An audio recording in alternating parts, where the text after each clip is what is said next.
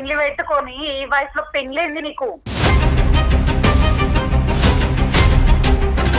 కూతురికి పెళ్ళేంటి, ఈవిడికి విడాకులేంటి?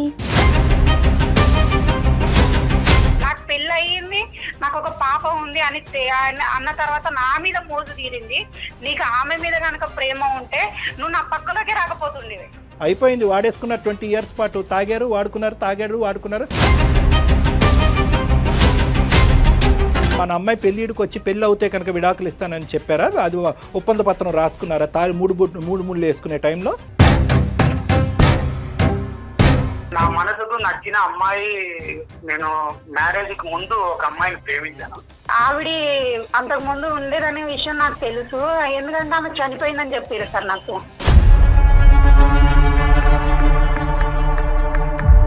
అదేంటండి, ఇంకొక 6 నెలల్లో మీ పాపకి పెళ్లి పెట్టుకున్నారు కదా, పెళ్ళే అవ్వలేదని చెప్పకపోతే ఎట్లాగా ప్రసాద్ గారు? ఆవిడని పెళ్లి చేసుకున్నావు, నేను ఇప్పుడు నీకు ఉంపుడు గతిలాగా ఉండాలి పక్కకి. ఒక బలిపశువు దొరికింది, కట్టేసారా తాడు అని చెప్పారా? అంటే అంతా మీ స్వార్థమేనండి? మనసు చంపుకొని కాపురం చేశాను సార్. నీ కూతురు పెళ్లి చేయాలి, ఇంకో పక్క నుంచి నీ పెళ్లి చేయాలా? మీరేమొచ్చి ఈ పీటల మీద కూర్చోండి, మీ కూతురు ఏమొచ్చి మీ అల్లుడితో పాటు పక్కన వేరే పీటల మీద కూర్చుంటుంది. ఇదేనండి సాంప్రదాయం? ఇంకంతా భరించినా కానీ ఆ విడాకులు మాత్రం నేను ఇవ్వలేను బావా. డాక్టర్ కళ్యాణ్ చక్రవర్తి బదులు మీ కూతుర్ని కూర్చోబెట్టాలి ఇక్కడ.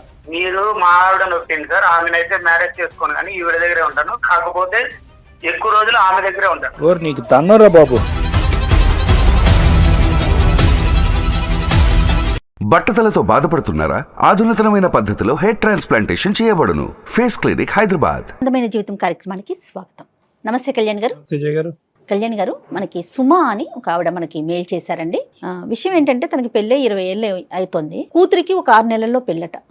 నా కూతురికి పెళ్ళైతే నేను విడాకులు తీసుకోవాలి. నాకు చాలా షాకింగ్ అనిపించింది. కూతురికి పెళ్ళేంటి, ఈవిడికి విడాకులేంటి అని కొంచెం క్లియర్గా చదివాను నేను. నాకైతే విషయం అర్థమైంది, కానీ చాలా అర్జెంటు, ఇమీడియట్గా తనతో మీరు మాట్లాడాలి. తప్పకుండా. సుమ మనకి నెంబర్ ఇచ్చారు, నేను ఒకసారి మాట్లాడతాను, కాల్ చేస్తాను. ఎస్ ఫోన్ కాల్లో అండి, తను రావడానికి సిద్ధంగా. Right, okay, no problem. Then నేను కాల్ చేసేస్తాను, మరి తేల్చేద్దాం, నో ప్రాబ్లం.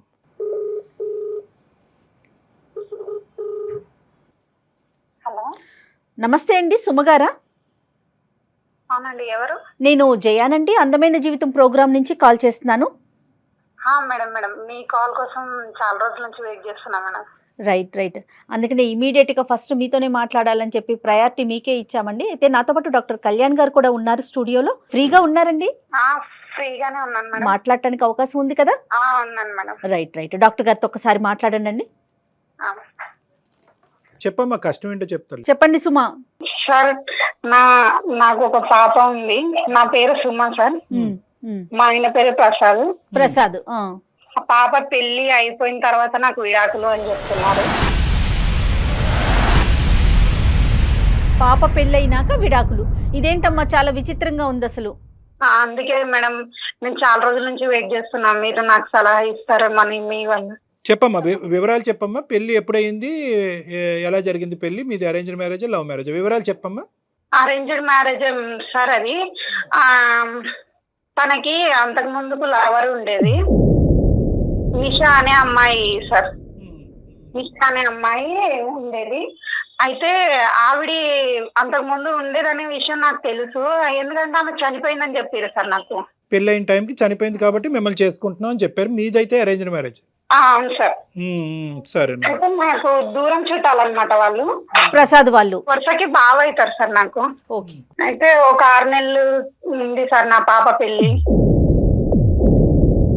కాదమ్మా, పెళ్ళైనప్పుడు మీతో ఎలా ఉండేవాడు ఆయన ప్రసాద్? మీతో అంటే ఆ విషయాన్ని, ఇప్పుడు నిషా అనే అమ్మాయి చనిపోయింది అంటున్నారు, ఓకే, అది మర్చిపోయి సజావుగా అంటే మామూలుగానే ఉండేవాడా? మామూలుగా అంటే ఏదో వస్తున్నా, తింటున్నా, వెళ్తున్నా అన్నట్లే ఉంటుండే మేడం. కుటుంబ బాధ్యతలు అవి తీసుకోవటం అట్లాంటివి ఏం లేవు. ఏం చేస్తుంటాడమ్మా ఆయన? బాధ్యతలు అంటే కొంచెం నార్మల్ గా ఉంటుండే, అంటే ఆయన వల్ల ఇబ్బంది ఏం లేదు. నేను నేనైతే నార్మల్ గానే ఉంటుండే మేడం, నాతో గొడవ పడడం అవి ఇవి ఏం లేవు, కానీ బాగా తాగుతాడు మేడం. అమ్మా, ఒకటి నమస్తే. ఎందుకు తాగుతున్నావు అని చెప్తే మాత్రం నేను ఆ అమ్మాయిని మర్చిపోవడానికి ఆ అమ్మాయి గుర్తొచ్చి నేను తాగుతాను అని చెప్పిండు. నేను కూడా అప్పటి నుంచి నేను ఏం అడగలేదు. నిషా అనే అమ్మాయి చనిపోవటం వరకు జరిగింది, కానీ ఇతని మనసులో స్థానం మాత్రం అలాగే ఉందన్నమాట, పదిలంగా. అంతే కదమ్మా? అవును సార్. పచ్చబొట్టు కూడా ఉంటది సార్. ఆమె ఎక్కువ ప్రేమించిన అని చెప్పేసి పచ్చబొట్టు పొడిపించుకున్నాడు గుండె మీద, గుండెల మీద. అయితే నాతో ఉంటాడు కానీ ఆ అమ్మాయి గుర్తొస్తుంది అది కూడా చెప్పిండు సార్. చెప్తే నేను కూడా నార్మల్ గానే ఉన్నా, ఏదో ఇంకా పెళ్లి అయిపోయింది అది అనేసి, ఆమె లేదు కదా అనేసి నేను కూడా ఆమె లేదన్నట్టే ఉంటున్నా. మీరు కంఫర్టింగ్ గానే మిమ్మల్ని ఒప్పించుంటారు. అతను ఏమొచ్చి తాగుతున్నాడు, అతను ఆ బాధల్లో కూరుకుపోతున్నాడు, అతను డైవర్ట్ చేయడం గురించి పెద్దలు ఏమొచ్చి అమ్మ అదంతా అయిపోయిందమ్మా, అమ్మాయి చనిపోయిందమ్మా, అమ్మ దగ్గర బంధువులే చేసుకుందాం అనగానే నువ్వు తల ఊపావు. అంతే కదమ్మా? అంతే సార్. అయితే ఏంటంటే మనసులో ఉన్నదా లేదా, ఉంటే గింటే కనుక ఎలా తీయాలి అని అనుకుంటున్నాడు, తాగుడు ద్వారానే మర్చిపోవాలని అనుకుంటున్నాడా, ఒకప్పుడు తాగుడికే బానిస అవుతే కనుక ఫ్యూచర్ ఎలా ఉండబోతుందని లోతుగా నువ్వైతే విశ్లేషించలేదు, పెద్దలు ఒప్పించారు, చేసుకున్నావు. అంతే కదమ్మా? ఇప్పుడు తాగుడికి బానిస అయ్యాడమ్మా? రోజు కొడతాడా? కొట్టడం అలాంటివి ఏం చెయ్యదు సార్. తాగుతాడా? తాగుతాడు అంతే రోజు. సార్. ఏంటమ్మా, వ్యాపారమా ఉద్యోగం అతను చేసేది? జాబ్ చేస్తారు సార్. ఇప్పుడు నీ బిడ్డకి 22 సంవత్సరాలమ్మా? 22 సంవత్సరాలు సార్. ఒకతే పాపనా? 6 నెలలలో పెళ్లి ఉంది. ఆ పెళ్లి అవగానే నాకు విడాకులు అని నాకు చెప్తున్నాడు సార్. నేను అసలు నేను ఏమైపోవాలి, నేను ఎక్కడికి వెళ్ళాలి, నాకేం తోచట్లేదు సార్. కాదు అన్నప్పుడు మా వరకు రాకముందు నువ్వు ఎవరి దగ్గరికి పోలే, అంతే కదా? పోలేదు సార్. నాకు ఎక్కడ ఎవరు చెప్పుకోవాలన్నా నా బాధ తెలియట్లా పాపం. నీకేమనిపిస్తుంది అంటే ఎందుకు ఇంత నిర్ణయం తీసుకున్నాడు అట్లా? నీకే అంటే నీ వరకు నీకేమన్నా తోచిందా తల్లి? నాకేం తెలీదు మేడం. అయ్యయ్యో, పాప వరకు చెప్పావమ్మా? పాపకి ఏమైనా అర్థమైందా ఇది? పాపకి తెలీదు, వాళ్ళకి తెలిస్తే ఏమవుతుంది ఏంటి అని. అతనితో ఒకసారి మనం మాట్లాడటానికి అవకాశం ఉంటుందా? నేను కాల్ చేయనా సార్? ఒకసారి కనెక్ట్ చేయండి సుమా. చేస్తున్నాను. హలో, ఏమి టైంలో ఫోన్ చేసిన? ఎక్కడున్నారు మీరు? ఏదో బయట ఉన్నాను, చెప్పే వచ్చా కదా. నార్మల్ గా ఫోన్ చేశాను బావా. సరే. ఇక్కడ అందమైన జీవితం అనే ప్రోగ్రామ్ వాళ్ళు కాన్ఫరెన్స్ లో ఉన్నారు, కొంచెం మాట్లాడతారా? ఏంటిది? ఏం లేదు బావా, నార్మల్ గానే భయపడిపోతున్నా. నమస్తే అండి ప్రసాద్ గారు నమస్కారం అండి. సారీ అండి, మీకు చెప్పకుండా మిమ్మల్ని మేము మీ కాన్ఫరెన్స్ కలపాల్సి వచ్చింది, వేరేలాగా అనుకోవద్దు. నేను జయానండి, అందమైన జీవితం ప్రోగ్రామ్ నుంచి, సుమన్ టీవీ నుంచి కాల్ చేస్తున్నాను. నాతో పాటు డాక్టర్ కళ్యాణ్ చక్రవర్తి గారు కూడా ఉన్నారు. ప్రసాద్ గారు నమస్తే అండి. సార్ నమస్తే సార్. మీకు చెప్పపెట్టకుండా ఫోన్ చేసినందుకు క్షమించండి. పర్లేదు సార్, చెప్పండి సార్. అంటే ఏం లేదు, చిన్న సందిగ్ధ పరిస్థితి, చిన్నదనాలో పెద్దదనాలో లేదంటే తెలియక అంశం తెలియని అంశం తెలియదు, కానీ ఇప్పుడు ఆవిడతో మీరు అన్నారంట పెళ్ళి అనేటటువంటిది ఎంత సంతోషకరమైనటువంటి అంశం, దాంతో పాటు మనకు కూడా మన ఇద్దరి మధ్యన కూడా గుడ్ బై అన్నారంట. మీరు ఏంటండి అది? ఇప్పుడు ఇన్నేళ్ళు మనసు చంపుకొని కాపురం చేశాను సార్. అంటే మా భార్యని తప్పుగా అనట్లేదు. ఒకటి, నా మనసుకు నచ్చిన అమ్మాయి, నేను మ్యారేజ్ కి ముందు ఒక అమ్మాయిని ప్రేమించాను. ఏంటి ఇప్పుడు ఆవిడ చనిపోయింది? సార్ ఇప్పుడు నేను 1997లో హైదరాబాద్ వచ్చాను సార్ కోర్స్ గురించి. Okay sir. అప్పుడు నాకు ఇక్కడ ఒక బస్ స్టాప్ లో ఒక అమ్మాయి పరిచయం అయింది. ఆ అమ్మాయి వచ్చి నర్సు సార్. ఓకే. నేను ఆ అమ్మాయి గాఢంగా ప్రేమించుకున్నాను సార్. ఎంత ప్రేమ అంటే ఒకరిని విడిచి ఒకరు ఉండలేనంత పరిస్థితి. అంటే నా కోర్స్ అయిపోయిన తర్వాత కూడా ఆమె కోర్స్ అయిపోవాలని చెప్పి ఆమె కోసం 3 ఏళ్ళు వెయిట్ చేశాను సార్. Okay okay. నేను ఎంతగా ప్రేమించానంటే మా తల్లిదండ్రులను కూడా అంతగా ప్రేమించాను సార్. అంత ఇష్టపడ్డాను ఆమెని. ఆమె కూడా మిమ్మల్ని, ఇద్దరు ఆమె కూడా నన్ను అంతే ఇష్టపడింది సార్. ఓకే. అది మేము మ్యారేజ్ చేసుకున్నామని ఇంట్లో వాళ్ళని ఒప్పిద్దామని చెప్పి, ఆమె మా ఇంట్లో వాళ్ళు నేను ఒప్పిస్తాను, మీ ఇంట్లో వాళ్ళు మీరు ఒప్పించండి అని చెప్పి మేము ఊరికి వచ్చేసాను సార్. నేను వచ్చేసిన తర్వాత ఒక 1-2 నెలలు అయింది సార్. ఆమె నుంచి ఏ రెస్పాన్స్ రాలేదు సార్ నాకు. ఇంకా నాకు నేను పిచ్చెక్కి ఏమైందని ఒక టీవీలో ఎదార్తో ఆమె కోసం ఎంక్వైరీ చేశాను సార్. వాళ్ళ ఊరికి వెళ్ళాను.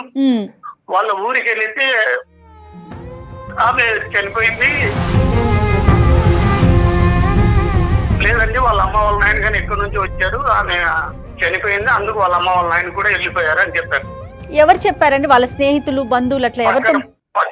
పక్కన ఇంటి దగ్గర ఉంటారు కదా మేడం. Okay okay. ఎలా చనిపోయింది? వాళ్ళు అది చెప్పలేదు మేడం. చనిపోయింది అని అంటేనే నేను ఆ షాక్ గురైనా మేడం. అసలు ఏమీ అడగలేదు మేడం. ఇంకా చనిపోయింది అంటేనే నా ప్రాణం ఇంకా లేదు మేడం అనుకుని ఇట్లు నెయ్యి తిరిగాను మేడం. ఏం చేయాలో తెలియట్లేదు. అప్పుడు ఒక తాగుడుకు బానేసాను, ఏం చేయాలో తెలీదు. ఇంకా అసలు డిఫరెన్స్ లేక వెళ్ళిపోయాను మేడం. మా అమ్మ మా నాన్న ఇంకా వీడిలాగా ఉంటే పిచ్చోడైపోతాడని చెప్పి మా దూరప చుట్టాలమ్మాయి మేడం, మా బంధువులు సుమ మా దూర బంధువులు. కాకపోతే నేను ఒకటే చెప్పాను మేడం, వాళ్ళమ్మ వాళ్ళ నాన్నగా చెప్పండి, నా మ్యాటర్ చెప్పండి, నేను ఇలా ఒక అమ్మాయిని ప్రేమించానని చెప్పి మళ్ళీ ఆ అమ్మాయిని చెప్పండి ఒక మాట. ఎందుకంటే రేపు పొద్దున తెలిసినా గానీ మనస్పర్ధలు రాకూడదు మా ఇద్దరి మధ్యలో అని చెప్పాను మేడం. చెప్తుంటే ఈమె సరే అండి, సరే ఏం పర్లేదు అని. ఆమె అంటే నాకు ఎంత ఇష్టం అంటే నా ప్రాణం మేడం. ఇప్పుడు నువ్వు కూడా నాకు ప్రాణం అయిపోయావు.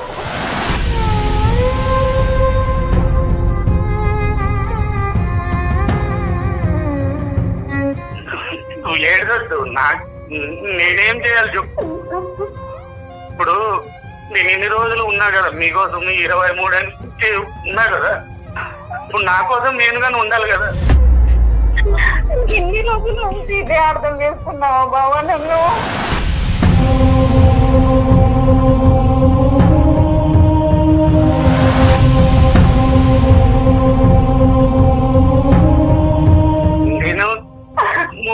నువ్వు నన్ను అర్థం చేసుకోవట్లేదు. నా మనసు నువ్వు అర్థం చేసుకోవట్లేదు. నువ్వు నన్ను అర్థం చేసుకుంటే ఇట్లా బాధపడి చెప్పవు. సరే బావా. ప్రసాద్ గారు సుమ శారీరకంగా కానీ ఎందులోనన్నా నిన్ను ఇబ్బంది పెట్టానా? నేను అన్నానా? నాలో ఏమైనా లోపం ఉందా బావా? లేదమ్మా, నేను చెప్పానా? లేదు అవన్నీ. కాకపోతే నేను నీకు తెలుసు నా మనసులో ప్రేమ ఉందని. కాకపోతే నేను ఆ ప్రేమ నీకు తెలుసు నా ప్రేమ వేరే. ఇంకంతా భరించినా కానీ ఆ విడాకులు మాత్రం నేను ఇవ్వలేను బావా.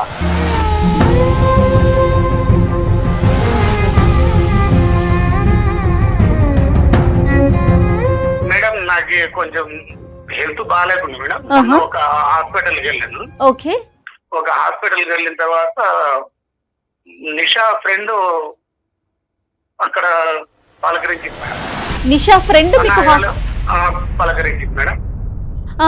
ఎలా ఉన్నారు ఏం కదా అంటే నాకు ఆమె అప్పుడు కనుక్కోలేదు మేడం ఎలా చనిపోయిందని. మరి ఎలా చనిపోయింది అప్పుడు షాక్ గురైపోయింది మేడం. ఏం చేయాలో అర్థం కాలేదు. అదేలేండి, అసలు డిఫరెన్స్ లేక వెళ్ళిపోయాను మేడం. అందుకు అది ఎలా చనిపోయింది కనుక్కుందామని ఈమెను అడిగాను మేడం. ఎలా చనిపోయింది, ఏమైంది, ఎందువల్ల అని అడిగితే అన్న ఎవరు చెప్పాడు అన్న చనిపోయిందని. 1.5 months నుంచి నా దగ్గర ఇక్కడే జాబ్ చేస్తుంది, ఇక్కడే నర్సింగ్ లో చేస్తుంది అన్న అని. హైదరాబాద్ లోనే ఉంటుంది. అసలు అప్పుడు షాక్ గురయ్యాను మేడం.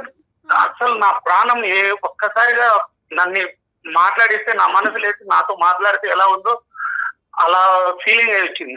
ఆమె బయటకు పిలుచుకొని వస్తాను అనింది మేడం. అన్న నేను నిజానికి పిలుచుకొని వస్తానన్నా, మీరు మాట్లాడండి, చాలా రోజులు అయింది కదా అంటేనే ఒక్కసారిగా ఏం చేశాను మేడం. అసలు అది ఎలాగంటే ఒక్కసారిగా నా ప్రాణం డబ్బని కనపడితే ఎలా ఉంటుందో అలా వచ్చేసింది మేడం. ఏమో అదేలేండి. ఇప్పుడు ఆమె నా జీవితం అనుకున్నా, ఆమె నా సర్వస్వం అనుకున్నా, ఆమె ఒక్కసారిగా కనబడేదానికి ఏం చేయాలో అర్థం కాదు. మీరు మాట్లాడారా, చూసారా నిషాని? చూశాను మేడం, మాట్లాడారు మేడం, ఒకరికొకరు మాట్లాడుకున్నాం. తనకి పెళ్ళయిందండి? మ్యారేజ్ కాలేదండి, ఇంతవరకు చేసుకోలేదండి. మరి అసలు చనిపోయింది అని అంత పెద్ద మాట ఎలా క్రియేట్ చేశారండి వాళ్ళ ఊర్లో? అదే తెలియదు మేడం. అదే అడిగాను మేడం.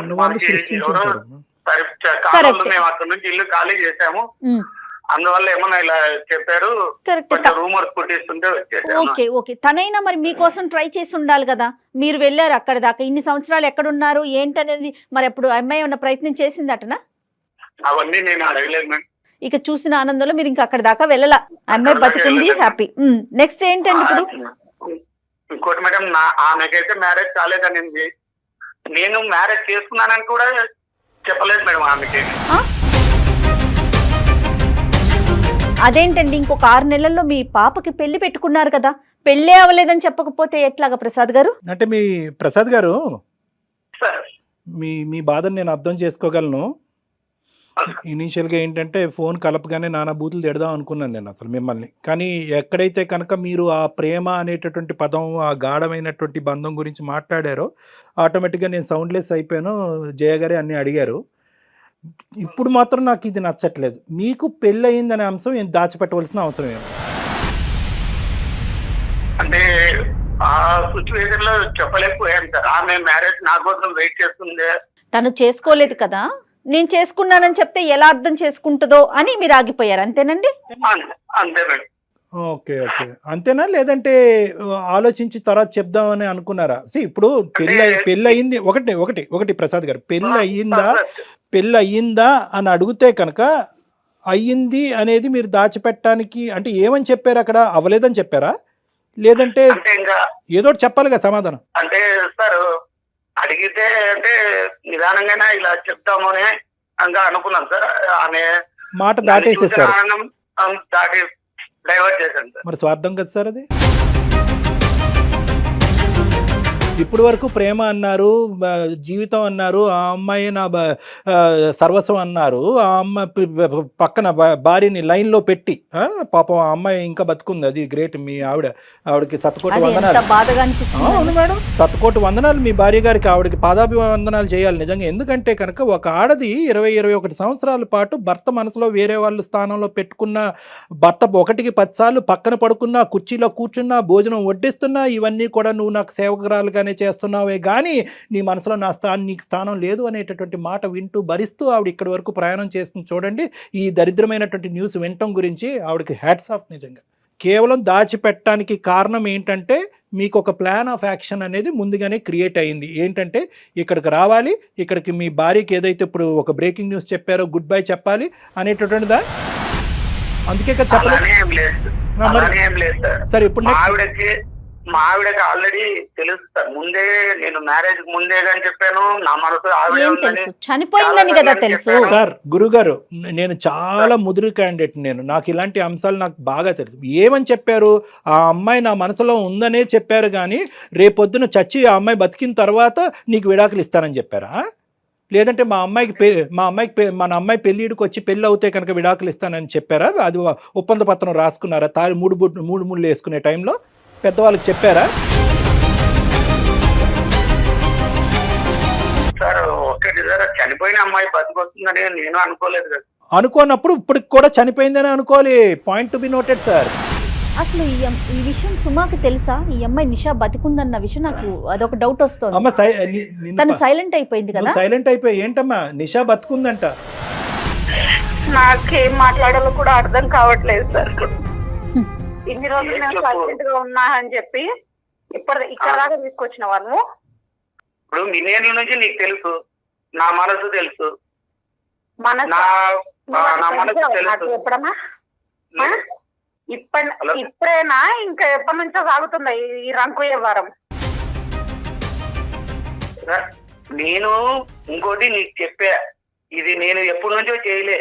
ఇంకోటి ఇప్పుడు ఆ అమ్మాయి ఇప్పుడు ఇదిగా నేను నీతో చెప్తున్నా, ఇంతవరకు నీకు చెప్పలే, ఇప్పుడు చెప్తున్నా. ఇప్పుడు అది సారోళ్ళు అడిగితే చెప్పా. ఇప్పుడు ఆల్రెడీ అమ్మాయి బతికొచ్చిందని నాకు ఎప్పుడు తెలిసింది? మొన్న మనం నాశనం అయిపోయింది. నువ్వేంది ఇట్లా చేస్తున్నావు? నేనేమైపోవాలి? కూతురు పెళ్లి పెట్టుకొని ఈ వయసులో పెళ్లింది నీకు. మేమేమైపోవాలి? అల్లుడేమంటాడు? పరువు ఏమైపోతుంది? అది కూడా సమస్య కాదు. ఇప్పుడు సమస్య అంటే ఇప్పుడు ఇన్నేళ్ళు మీకోసం, ఇప్పుడు నా కోసం నేను ఉండాలి కదా. నా కోసం అంటే నీకోసం ఏంటండి? అంటే నువ్వు సంతోషంగా ఉండాలి, పెళ్లి చేసేసి నీకు కడుపును పుట్టిన బిడ్డ నీ కూతురు సంతోషంగా ఉండాలి. మరి మిమ్మల్ని నమ్ముకుని వచ్చింది సుమ, తన పరిస్థితి ఏంటి? ప్రసాద్ కూతురు ఎలా సంతోషంగా ఉంటది? ఎలా ఉంటది అది? కూతురు కరెక్ట్ అమ్మా. అర్థం కావాలి. సుమా ఒక్క నిమిషం నాన్న. ప్రసాద్ గారు, సార్ నాకు అన్నయ్య తమ్ముడు మీరు తెలియదు కానీ తమ్ముడు ఒక్క నిమిషం వినండి. సార్ ఏంటి మీ కోర్స్ ఆఫ్ యాక్షన్ ఏంటి చెప్పండి. ఇప్పుడు ఇది ప్లాట్ఫాము. ఇప్పుడు ఆ అమ్మాయికి ఏంటంటే చాలా పెద్ద గిఫ్ట్ ఇచ్చారు మీ భార్యకి. మీ భార్యకి పాపకు కూడా ఇద్దరికి చాలా పెద్ద గిఫ్ట్ ఇచ్చారు మీరు, రిటర్న్ గిఫ్ట్. ఏం చేద్దాం అనుకుంటున్నారు నెక్స్ట్ ఏంటి? అసలు మీ నోట్లోంచి ఇంకా ఏం రాలేదు. ఎలా కంక్లూడ్ చేద్దాం అనుకుంటున్నారు ఈ వ్యవహారాన్ని, ప్రేమ వర్సెస్ పెళ్లి? సార్ ఇంకోటి, నేనైతే మనసు మా అమ్మ నాన్న చేసింది మ్యారేజ్ సార్ ఇది. యాక్చువల్లీ ఇంకోటి ఎందుకంటే మాకి ఒక సిస్టర్ ఉంది సార్, ఒక తమ్ముడు ఉన్నాడు సార్. వాళ్ళని దృష్టిలో పెట్టుకొని చేసుకున్నాను సార్ మ్యారేజ్. ఎందుకంటే రేపు పొద్దున అమ్మా నాన్న ఏమన్నారంటే రేపు పొద్దున వాళ్ళకి చేస్తే పెద్దోనికి మ్యారేజ్ కాకోకుండా చెల్లెలు తమ్మునికి ఎలా చేస్తారు అని అడుగుతారు, ఏదైనా లోపాలు ఉంటాయిరా అని అడుగుతారా, మన దూర బంధువులే అని చెప్పింటేనే మ్యారేజ్ చేసుకున్నాను సార్. ఒక బలిపశువు దొరికింది కాదు ప్రసాద్ గారు, ఒక బలిపశువు దొరికింది కట్టేసారా తాడు అని చెప్పారా? అంటే అంతా మీ స్వార్థమేనండి. మీ చెల్లెలికి, మీ తమ్ముడికి, మీ అమ్మకి, మీ నాన్నకి, మీ పుట్టిన బిడ్డ వీళ్ళే సంతోషంగా ఉండాలి. బయట నుంచి వచ్చిన మరి ఆ పిల్ల పరిస్థితి ఏంటి? ఆ అమ్మాయి గురించి ఆలోచించరా? ఏం మాట్లాడుతున్నారండి ప్రసాద్ గారు మీరు అసలు? మేడం నేను ఒక ఎంత స్వార్థంగా మాట్లాడుతున్నారో తెలుసా? మీరు నా ఎమోషనల్ అర్థం చేసుకోవట్లేదు. ఏం ఎమోషన్? మరి అలాంటప్పుడు ఆ రోజు స్ట్రాంగ్ గా చెప్పాల్సింది, నాకు ఈ పెళ్లి వద్దంటే వద్దని కూర్చోవాల్సింది. ఒక్క నిమిషం సార్. ఇప్పుడు వరకు మీరు జర్నీ చేసినటువంటి పీరియడ్ ఆఫ్ టైం 22 ఇయర్స్ గురుగారు. 22 ఇయర్స్ పాటు ఒక ఆడదాన్ని నమ్మించి మీరు పెళ్లి చేసుకుని ప్రతి రాత్రి అమ్మాయి పక్కన పడుకుని నిషా నిషా నిషా అనుకుంటూ ఈ అమ్మాయిని అనుభవిస్తూ నానా నరకాన్ని చూపెట్టారు. ఇమోషనల్గా ఒక టార్చర్ చూపెట్టారు ఈ అమ్మాయికి. ఈరోజు వేరే అమ్మాయి మీ జీవితంలో మళ్ళీ అదే అమ్మాయి మళ్ళీ మీ జీవితంలో వచ్చిందని చెప్పి ఇంక చేతులు దులిపేసుకుని అప్పుడు బలవంతంగా పెళ్లి చేసుకున్నారు కాబట్టి నేను ఇలా పెళ్లి చేసుకున్నాను అన్నారు. ఎవరండి కాపురం చేయమన్నారు మిమ్మల్ని? నేను మా సంసార జీవితంలో ఆమెకి ఏ రోజైనా నేను ఏదైనా తాగినా తిన్నా, ఏ రోజైనా కొట్టానా తిట్టానా? మీ డెఫినేషన్లో ఒక ఆడదాన్ని ఏడిపించేటటువంటి లిస్ట్ ఆఫ్ థింగ్స్లో మీ డెఫినేషన్లో కేవలం తాగి కొడితేనే అది వస్తుందా, లేదంటే ఇది ఇంకా హింస అండి? అదే అండి ఒక ఆడది ఆశించేది? ఇది కాదా ఇమోషనల్ టార్చర్? ఈ అమ్మాయే ఒక వ్యక్తిని ప్రేమించింది, ఆ వాడు చనిపోయాడు, పెద్దవాళ్ళు తీసుకొచ్చి ఆ అమ్మాయి మారట్లేదని చెప్పి మీకు పెళ్లి చేశారు. ప్రతిరోజు ఈ అమ్మాయి మీ పక్కలో ఉంటూ ఆ వాడిని తలుచుకుంటూ మీ పక్కన పడుకుంటుంది. ఒప్పుకుంటారా? సార్ ఇప్పుడు మీరే అడగండి సార్, ఆమెకి ఏమన్నా అది అనవసరం ప్రసాద్ గారు. మీకు మాటలు రావట్లే, మాటలు ఎత్తుక్కుంటున్నారు. ఎందుకంటే కనుక మాటలు దొరలుతున్నాయి. మాటలు ఎందుకు ఎత్తుకుతున్నారు, దొరలుతున్నాయి అంటే కనుక మీ మనస్సాక్షికి ఇక్కడ తెలుసు మీరు తప్పు చేస్తున్నారని చెప్పి, అన్యాయం చేస్తున్నారని చెప్పి. ఇక్కడ కూర్చోవలసింది నేను కాదు, ఈరోజు నేను కాదు. ఇక్కడ ఎవరిని కూర్చోబెట్టాలో తెలుసా? ఈ స్థానం నిర్ణయం తీసుకోవాల్సినటువంటి ఈ స్థానంలో డాక్టర్ కళ్యాణ్ చక్రవర్తి బదులు మీ కూతురిని కూర్చోబెట్టాలి. ఇక్కడ కూర్చోబెడదామా? ఉందా దమ్ముందా? దమ్ముందా మీకు? మీ కూతురిని తీసుకొచ్చి ఇక్కడ నా కుర్చీలో కూర్చోపెడదాం, లైవ్లో చూపెడదాం. ఆ అమ్మాయి నిర్ణయం తీసుకుంటుంది, పెళ్లి చేసుకుంటుందా లేదా, ఇప్పటి వరకు నా నాన్న ఏం చేశాడు ఏం చేయలేదు అని చెప్పి మీకు సన్మానిస్తుందా, క్యాంటీన్ నుంచి మీ మొహం మీద ఉమ్మేస్తుందా, అప్పుడు చూద్దాం. తప్పుగా అనుకోకండి నా మాటలు.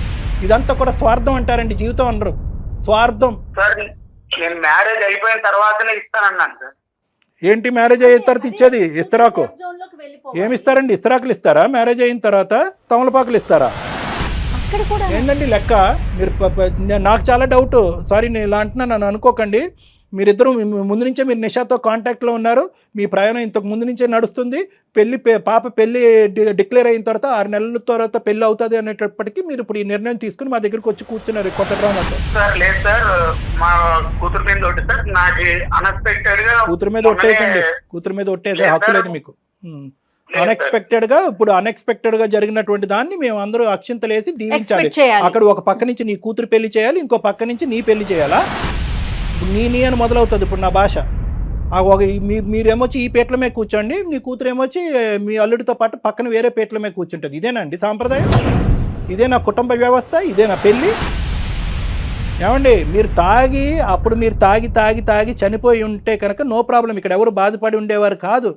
ఇక్కడ మీరేంటంటే మీరు అంటూ ఒక నమ్మకంగా ముందుకొచ్చి పెళ్లి చేసుకున్నారు. ఇప్పుడు మా ఆవిడనే చెప్పమానండి సార్, ఏం చేద్దాం. ఆవిడెందుకు చెప్తాదండి? దగ్గరుండి నిషాని నషాని తీసుకొచ్చింది మీరు, మీ ఆవిడ కాదు. ఏం చేద్దాం అనుకుంటున్నారు? నిషాతో ఏం చేస్తారు, సుమతో ఏం చేస్తారు, మీ కూతురుతో ఏం చేస్తారు? అది ఫస్ట్ లెక్క తేల్చండి, ఇక్కడ తర్వాత మీతో మాట్లాడు. మీరు మా ఆవిడని వచ్చింది సార్, ఆమెనైతే మ్యారేజ్ చేసుకోను కానీ ఈవిడ దగ్గరే ఉంటాను. కాకపోతే ఎక్కువ రోజులు ఆమె దగ్గరే ఉంటాను. గాడిది గుడ్డేం కాదు. ఇప్పుడు ఏం మాట్లాడుతున్నారు మీరు? ఏంటండి మాట్లాడేది మీరు? అంటే ఏంటి, భార్యని ఇక్కడ పెట్టుకుని పక్కన ఇంకో దాన్ని ఉంచుకుంటారా? మీరు ఎన్ని రోజులు వస్తారో మాకు అర్థమైందిలేండి. ఇంకా అక్కడే తెచ్చేస్తారు. ఇక్కడ రావడానికి మీకు డెస్టినేషన్లో ఇక్కడ ఏం లేదు కదా మీకు అట్రాక్షన్. అయిపోయింది, వాడేసుకున్నారు 20 years పాటు. తాగారు, వాడుకున్నారు, తాగారు, వాడుకున్నారు. ఒక అమ్మాయి మనకు నచ్చిన అమ్మాయి దగ్గర ఉంటానని అనుకోవచ్చు కదా సార్ మీరు.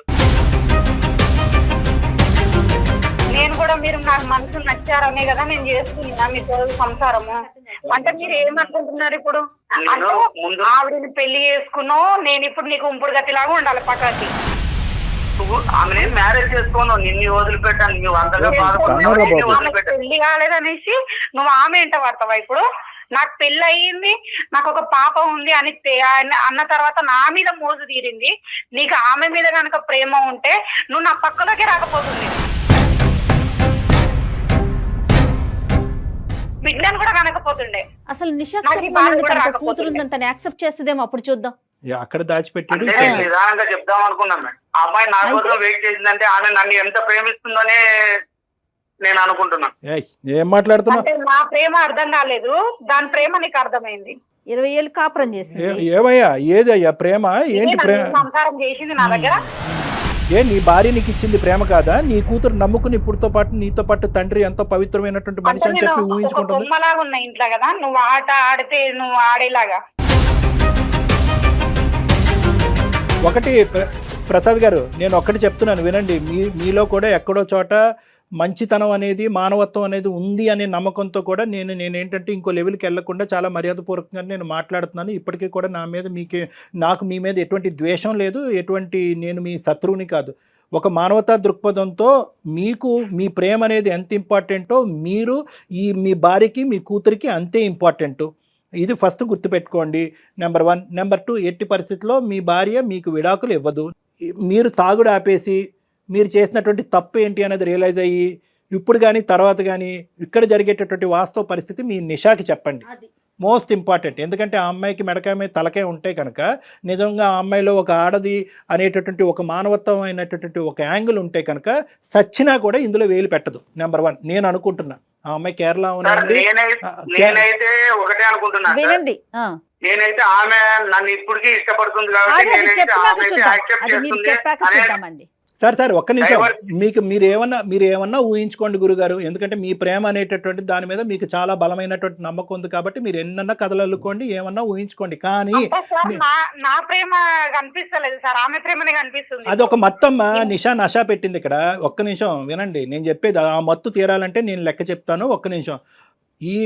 నీ భార్య అయితే విడాకులు ఇవ్వదు. నెంబర్ 1.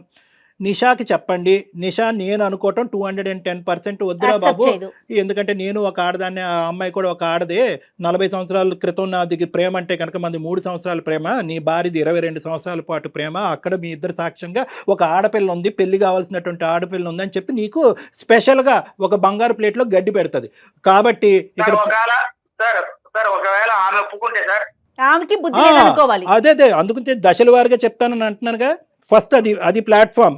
మీకు అంత లెక్క బాగానే ఉంది. మీరు ఏం ప్రయాణం చేశారో, ఎంత దొంగ ప్రయాణం చేశారో, నీలాంటి వ్యక్తితో అసలు ఈ అమ్మాయి ఎందుకు కాపురం చేస్తున్నా అనేది నాకు బాధగా ఉంది. పెళ్లి కావాల్సినటువంటి పిల్ల దగ్గరలో ఉంది కాబట్టి అమ్మ తల్లి బంగారం నువ్వు ఉండమ్మా ఇటువంటి మనిషి అయినా అని చెప్తున్నాను. కానీ ఇంకొక ఫేస్ ఉంటే కనుక తూ అని చెప్పి ఉమ్మేసి నీ అమ్మాయి కూతురుతో పాటు వెళ్ళిపోయి నీ దారి నువ్వు చూసుకోమ్మా అని చెప్పుండేవాడిని. సరే, నేను వినండి, నా మాట పూర్తిగా వినండి. నిషాకి చెప్తావు. నిషా కానీ నిషాకి చెప్పిన తర్వాత నిషాతో నువ్వే కాదు ఈ అమ్మాయి కూడా మాట్లాడుతుంది. మాట్లాడకపోతే మేము ఇక్కడ ఉండి మేము మీ ఇద్దరితో నిషాతో అందరినీ కూర్చోపెట్టి మేము మాట్లాడతాం. నిషాకి ప్రత్యేకంగా తెలియవలసినటువంటి అవసరం ఉంది. ఇంత వాడి వేడి ఉండేటటువంటి దాంట్లో ఆ అమ్మాయి వేలు పెడితే కనుక మళ్ళీ కేరళ పారిపోద్ది ఆ అమ్మాయి. సో కాబట్టి నేను చెప్తున్నాను, అది ఒకటి. ఒకప్పుడు మీరు అన్నటువంటి సందిగ్ధమైనటువంటి సూపర్ కాంప్లికేటెడ్ క్వశ్చన్ ఏదో అడిగానని మీరు ఫీల్ అవుతున్నారు కదా. ఒకప్పుడు నిషా ఒప్పుకుంటే అసలు నిషా ఎవరండి ఒప్పుకోవటానికి ఒప్పుకోకపోవటానికి? ఆ అమ్మాయికి ఎంత దమ్ము ధైర్యం ఉంటే కనుక మీ జీవితంలో వేలు పెడుతుంది.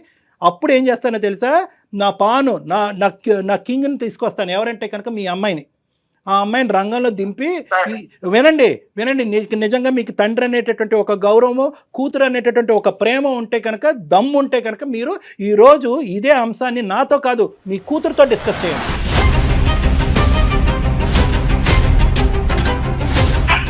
సార్ అమ్మాయి తీసుకురావద్దండి సార్, అమ్మాయికి చెప్పద్దండి సార్.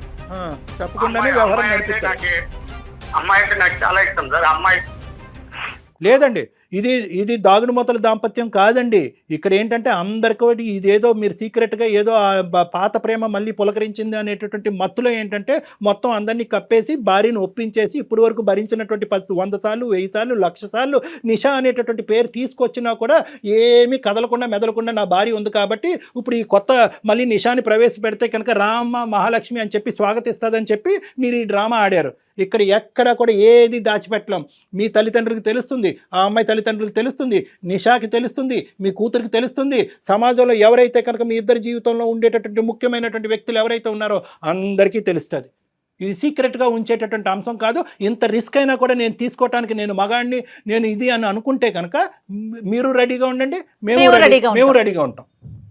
ఇంకా 4వ ఫేస్ ఒకటి కూడా చెప్తాను, 4వ ఫేస్ కూడా చెప్తాను, కూతురికి చెప్పదని. 4వ ఫేస్ ఏంటంటే కనుక ఇది నా పరిధిలో లేనటువంటి 4వ ఫేస్. అదేంటంటే పోలీసులు, లాయర్లు. ఆ ఫేస్కి కూడా మీరు మెంటల్గా ప్రిపేర్ అవ్వండి.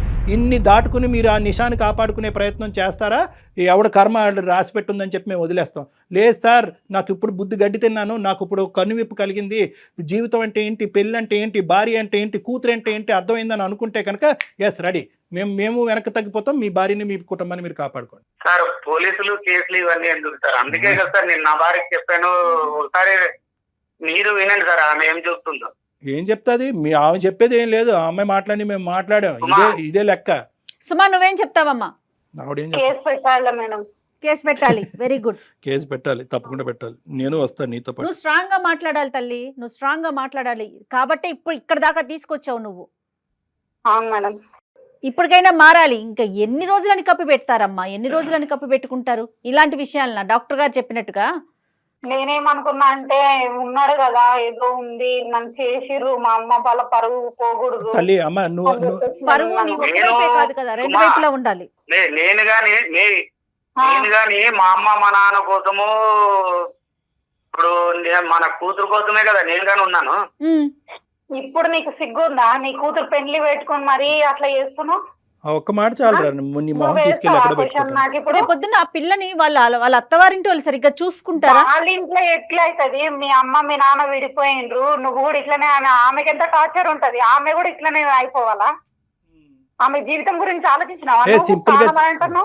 ప్రసాద్, నేను ఒక్కటి సింపుల్ గా చెప్తున్నాను, నువ్వు ఏదన్నా మత్తులో ఉండుండొచ్చు, నా మాట విను ఒకసారి ఆలోచించు. ఇందాక నేను మొదలు పెట్టిన మాటతోని ఇప్పుడు ఎండ్ చేస్తున్నాను. నేను నిషా ఇప్పటికీ కూడా చనిపోయింది, ఇదే ఒక్కటే పాయింట్. ప్లీజ్ ఆమెను బతికించద్దు, ప్లీజ్ ఆమెను బతికించద్దు. అంటే నేను ఏమంటున్నానంటే మానసికంగా చెప్తున్నాను. ఆ అమ్మాయి ఏదో ఆ అమ్మాయి జీవితాన్ని కొనసాగుతుంది, ఆ అమ్మాయి పెళ్లి చేసుకుంటుందా ఇంకోటి చేసుకుంటుందా అనేటటువంటిది ఆ అమ్మాయి ఇష్టం, ఉద్యోగం చేసుకుంటుంది. నువ్వు డిస్టర్బ్ అయ్యి దయచేసి ఆ అమ్మాయిని డిస్టర్బ్ అవ్వద్దు, మీరిద్దరు కూడా ఎటువంటి కాంటాక్ట్లో ఉండద్దు. ఒకప్పుడు కాంటాక్ట్ గురించి ఇలా పరితపించిపోతుంటే కనుక నేను ఒకడిని ఉన్నాను, నేను మీ ఇద్దరికి కూర్చోపెట్టి ఏది కరెక్ట్ ఏది రాంగ్ అని చెప్పి మిమ్మల్ని ఇద్దరిని పూర్తి స్థాయిలో జీవితాంతం విడగొట్టేటటువంటి ప్రయత్నం చేస్తాను. సిగ్గు లేకుండా చెప్తున్నా, విడగొట్టేటటువంటి ప్రయత్నం చేస్తాను నిన్ను నిషాని. ఎందుకంటే ఒక కుటుంబాన్ని, ఒక వ్యవస్థని, ఒక మ్యారేజ్ని కాపాడుకోవాల్సినటువంటి ప్రయత్నంలో ప్రేమని చంపటంలో ఎటువంటి తప్పు లేదు. ఎగ్జాక్ట్లీ కళ్యాణ్ గారు, ఒక దొంగ ప్రేమను చంపటంలో కరెక్ట్ గా చెప్పారు. మీరు ఉండలేకపోతే ప్రసాద్ గారు ఒక్కసారి డాక్టర్ గారు అపాయింట్మెంట్ తీసుకొని మీరు పర్సనల్ గా మీరు మీ వైఫ్ నిషాని కూడా రమ్మంటారు కళ్యాణ్ గారు? అంతే, అమ్మాయిని కూడా పిలిపి, ఆ అమ్మాయిని కూడా పిలిపించి ఒక్కసారి మీరు డాక్టర్ గారి దగ్గర కౌన్సిలింగ్ కి రండి, ఒక 2 సెషన్స్ కూర్చోండి, ఆ తర్వాత మాట్లాడదాం ఈ విషయం. ఇది చాలా మంచి గడియలు. మీ అమ్మాయి ఎంతో ఆనందంగా ఉంది, మంచి పెళ్లి సంబంధం వచ్చిందని ఆ అమ్మాయి చెప్పింది మీ భార్య. దయచేసి ఈ మధుర క్షణాలని చెడగొట్టుకోకండి ప్లీజ్. మీ వల్ల పిల్లల జీవితం నాశనం చేయకండి సార్. మీరు చెప్తుంటే ఇప్పుడు నాకే అర్థమవుతుంది సార్, మీరు చెప్పడం చాలా బాగుంది. ఎందుకంటే ఇప్పుడు మీరు చెప్పే విధానం బట్టి ఫ్యూచర్ లో నా కూతురు వాళ్ళు ఎలా బాధ పెడతారు మా విషయం తెలిస్తే నాకే ఒకంతు బాధగానే ఉంది సార్. కాకపోతే మనసులో ఒక ఆమెను పెట్టుకొని అదే ఇలాగే ఒకటే ఇప్పుడు simple. నేను ఎలాగ ఉన్నానో అలాగే ఉండాలని ప్రసాద్ గారు ఇలాంటి చాలా కేసులు నేను చేశాను. నేను ఒకటే చెప్తున్నాను, నష వదలాలి అంటే కనుక మీకు మందు అనే నష కూడా వదలాలి. ఈ రెండు సైమల్టేనియస్ గా జరిగితేనే మీరు నిషాని మర్చిపోగలరు. అర్థమవుతుంది కదా? మీరు తాగుడు ఆపేసేయాలి, ఆ అమ్మాయిని కూడా దూరం పెట్టాలి. మొత్తం ప్రోగ్రామ్ అంతా నేను చేస్తాను. మీరు మంచి వ్యక్తి, ఒక మంచి తండ్రి, ఒక మంచి భర్త అని కూడా నేను అనుకుంటున్నాను. కాబట్టి దయచేసి మీరు ఇటువంటి తొందరపాటు నిర్ణయాలు తీసుకొచ్చి అందరి జీవితాలని అస్తవ్యస్తం చేయొద్దు. నా దగ్గరికి రండి, నేను అపాయింట్మెంట్ ఇస్తాను, మనం కూర్చుని మాట్లాడుకుని క్లోజ్ చేద్దాం. ఓకేనా సుమా? సరే సార్. సుమా నీకు ఓకేనమ్మా? సార్ మీకు నేను రుణపడి ఉంటాను సార్ నా సంసారాన్ని నిలబెట్టినందుకు. లేదమ్మా, ఆల్వేస్ ఎనీ టైం. ఒకసారి రండి అమ్మా. చాలా జాగ్రత్త. Thanks sir. ఓకే. ప్రసాద్ గారు మర్చిపోకుండా మీరు డాక్టర్ గారిని కలవాలండి. సరేనండి? ఓకే సరే అమ్మా, సంతోషం, నమస్తే. సెలవమ్మా, ఆల్ ద బెస్ట్. నమస్తే. 30 నిమిషాలలో నొప్పి లేకుండా వేడికోస్ వెయిన్ చికిత్స. అవేస్ హాస్పిటల్, హైదరాబాద్.